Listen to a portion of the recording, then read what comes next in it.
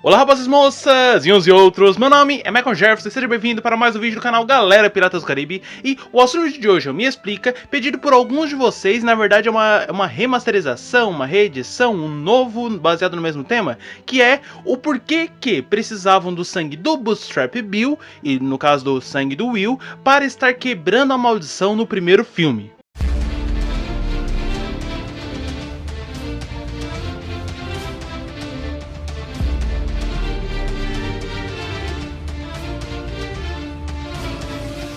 Por favor, nesses primeiros segundos eu peço a você assim, ó.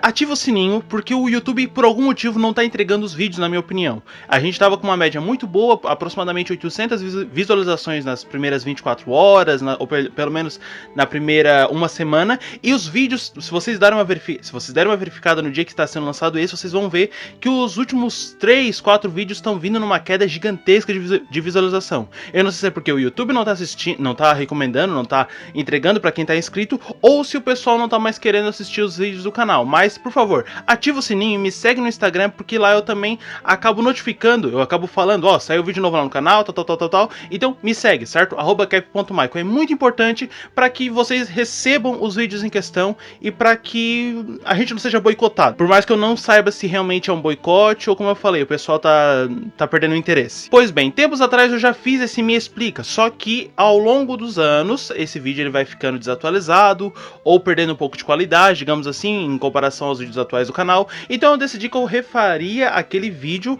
assim como eu já fiz alguns, como por exemplo o Círculo da Morte, a história do Jack, entre outros. Então sim, esse vídeo já existe para você que está se perguntando. O link, o card aqui, ele já indica direto para aquele vídeo. Só que eu resolvi que estava na hora de fazer ele um pouco melhor, porque futuramente eu vou precisar fazer um vídeo sobre a história do Hernán Cortés, e nessa questão eu gostaria desse vídeo bem atualizado para estar fazendo esse link. E considerando que essa história é rápida, ao mesmo tempo que é um pouco devagar, vocês vão entender o porquê dos braços que ele acaba fazendo. Para que o vídeo não fique tão longo, abrimos as velas, recolhemos âncoras e vamos para o vídeo. Em Piratas do Caribe 1 nos é mostrado que a Elizabeth em questão, ela acaba roubando o medalhão que era do Will. O Will em Piratas do Caribe 1 ele aparece ali, um garotinho muito jovem que acaba trazendo com ele um medalhão, e a Elizabeth, quando é mais jovem, muito mais mocinha, muito mais nova, ela acaba olhando para aquele medalhão e pensando, ele é um pirata. Agora não se sabe se ela roubou o medalhão porque ela gostou do medalhão e queria aquele medalhão pra ela, ou se era porque ela sabia que se ele fosse um pirata acabariam com a raça dele naquele momento e simplesmente ele não teria mais participação nos filmes por causa que aquele momento seria o último dele. Pois bem, o que a gente precisa dizer é que a Elizabeth no início do filme acaba pegando o medalhão.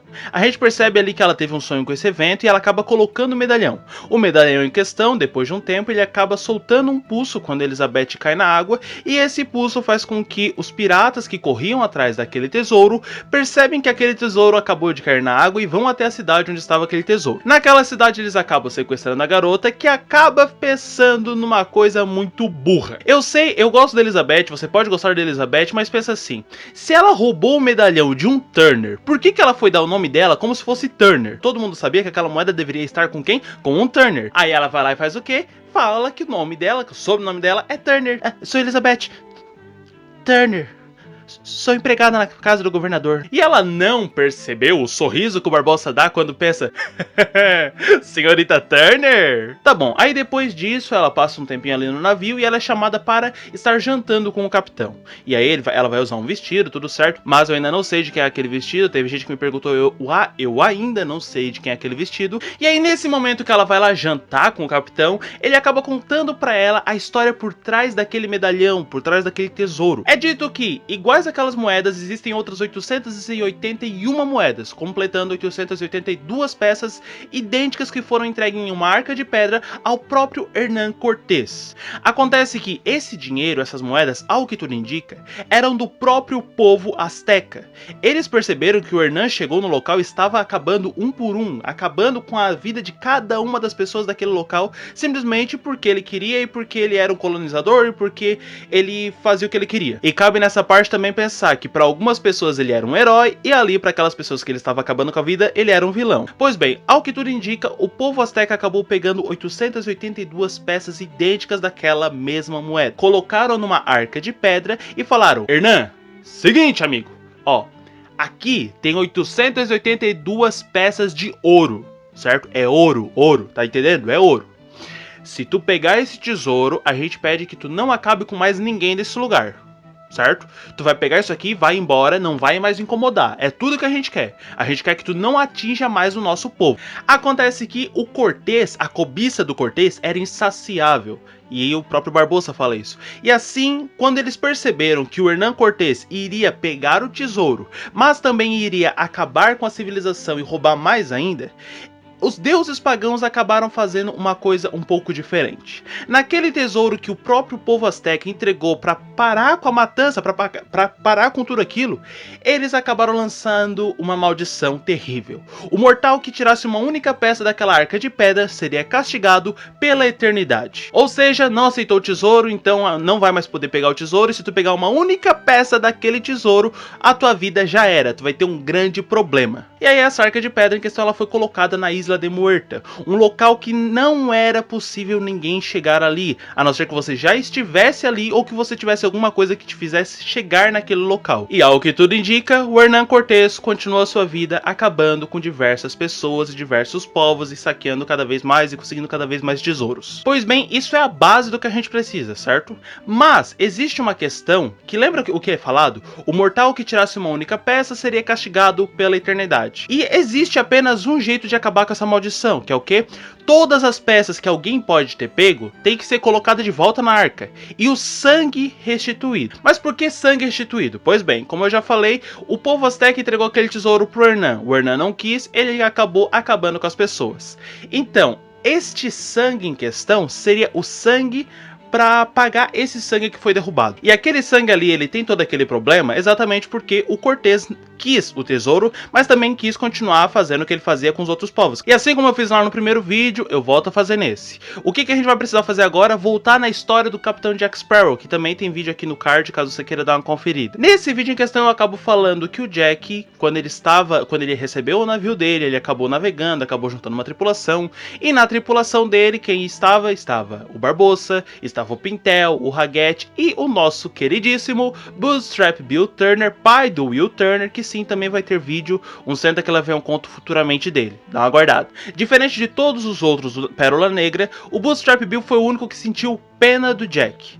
Então, sabendo do que aquele tesouro era capaz, porque ele viu o que estava acontecendo, ele pegou as moedas dele, mas uma das moedas que ele havia pego do baú, ele acabou enviando para o filho dele. O Will recebeu essa moeda, e aí foi dito que era o tesouro que o pai dele tinha mandado para ele, a última coisa que o pai dele tinha mandado para ele pegou e utilizava aquilo. E aí a gente chega naquele momento onde Elizabeth acaba pegando a moeda dele. Pois bem, o Bootstrap pegou a moeda diretamente do baú, e é isso que vai fazer com que você fique ou não com aquele problema. Se você foi a pessoa que pegou do baú, você fica com a maldição. Se você não foi a pessoa que pegou do baú, se alguém pegou do baú e te entregou, você não fica com a maldição, entendeu? A partir desse momento, o Bootstrap havia condenado todo mundo, porque todas as moedas, quando eles perceberam que deu problema, não vai dar da gente acabar com isso, a gente tem que procurar uma forma de viver pra sempre, mas não desse jeito. E eu faço esse parênteses aqui por causa que tem uma história que eu tenho guardada, que eu tô pra trazer pra vocês,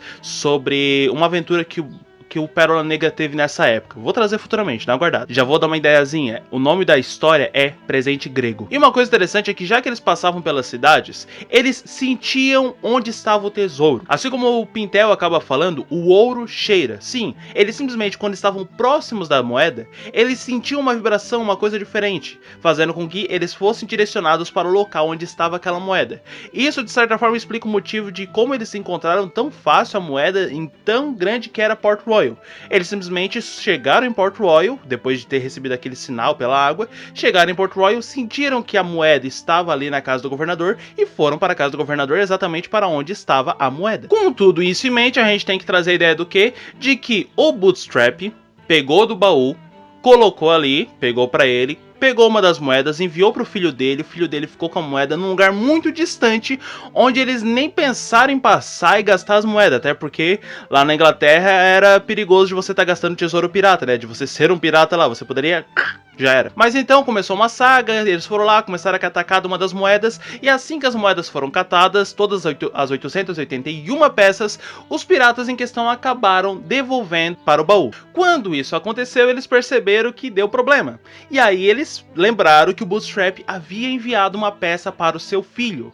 E com isso eles começaram a saga de procurar por aquela peça. Aí você pode estar me perguntando rápido, mas o que aconteceu com o Bootstrap quando descobriram que ele foi a pessoa que acabou levando uma moeda para muito longe? Pois bem, ele foi amarrado num canhão e jogado nas profundezas. No filme é dito ali rapidamente que o cadastro dele foi amarrado numa bala de canhão, mas em um dos livros de Piratas do Caribe é dito que não, que realmente ele foi totalmente amarrado e jogado. E como ele estava sobre a maldição do Tesouro Azteca, ele não conseguia morrer afogado, e também ele não conseguia se soltar porque ele estava amarrado. Logo, deu problema aí, ele ficaria a eternidade ali. Foi por esses momentos que o Davy Jones deve ter passado e catado ele. Mas só depois que eles tinham jogado, que eles foram caçar, que eles foram fazer um monte de coisa, é que eles descobriram que eles precisavam do sangue do Bootstrap também. Por quê? Porque o Bootstrap não tinha devolvido, ele precisava colocar naquela última moeda. E aí, nessa questão, a gente chega aqui. Já que a gente não encontra mais o Bootstrap, a gente precisa encontrar a pessoa para a qual ele enviou essa moeda, que no caso foi o filho dele. Se é o filho dele tem o mesmo sangue que ele. Se o filho dele tem o mesmo sangue que ele, o filho dele pode restituir o sangue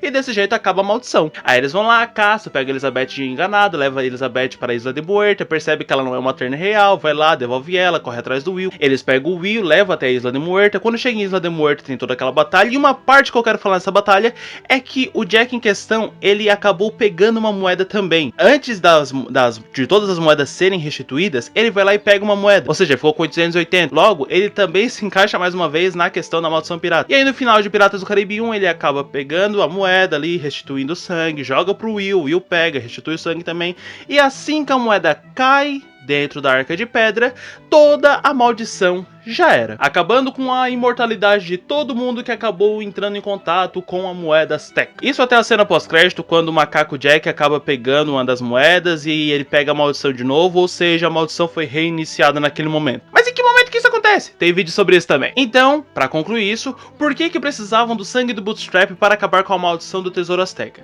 Porque o Tesouro Azteca ele foi dado pelos Aztecas para o próprio Cortés, para que ele não acabasse com as pessoas.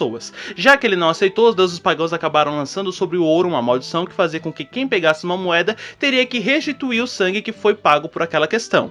Quando o Barbossa e a tripulação do Pérola Negra entraram em contato com aquele tesouro, automaticamente eles pegaram a maldição, e quando eles fossem devolver as moedas, cada um deles teria de devolver um pouquinho de sangue para que esse sangue restituísse e pagasse tudo que precisava ali, que foi derrubado. Mas o Bootstrap em questão, ele acabou sendo expulso da tripulação, depois não encontraram mais ele, e aí sim foram atrás do filho dele, que talvez não, teria o sangue dele. Só que pensando nisso tudo, antes de fazer a finalização, eu lembro, já pensou? E se o Bootstrap não fosse pai do Will? Como seria essa história? E esse foi o vídeo de hoje, eu espero que você tenha gostado. Se gostaram, não esqueça de se inscrever, curtir, compartilhar. Me siga nas minhas redes sociais, mas principalmente no Instagram, @cap.mike, onde eu notifico vocês quando o vídeo sai. Ativa os... Pera, é aonde? Aqui. Ative o sininho, por favor, para ter certeza que o vídeo vai chegar em você em você. E uma coisa, se você é amigo de pessoas que são inscritas no canal e essas pessoas você sabe que não estão recebendo, pede para elas se desinscrever e reinscrever, que talvez o algoritmo ali entenda que finalmente vai começar a devolver, vai começar a entregar os vídeos, certo? E dessa forma, finalmente as visualizações do canal vão dar uma subida e cada vez mais o canal vai se aproximando dos tão sonhados 10 mil e os futuros 100 mil inscritos, certo? Muito obrigado, a gente já está em 6.700. Obrigado mesmo. E até o próximo dia, onde eu trarei um Me Explica, que já foi lançado, mas eu resolvi trazer ele de volta para estar melhorando ele, para estar sensibilizando ele. E também até o próximo dia, onde talvez vocês vão começar a assistir o Outubro Barba Negra, que começa agora dia 1º de outubro de 2020, onde eu vou estar trazendo como fazer o chapéu do Barba Negra, para futuramente estar trazendo como faz o chapéu do Capitão Jack Sparrow, até que qualquer um desses vídeos chegue, ou até outro contato entre nós, não tire os olhos do horizonte. Até o próximo vídeo. Tchau! Deixa o like nesse vídeo, ajude na divulgação.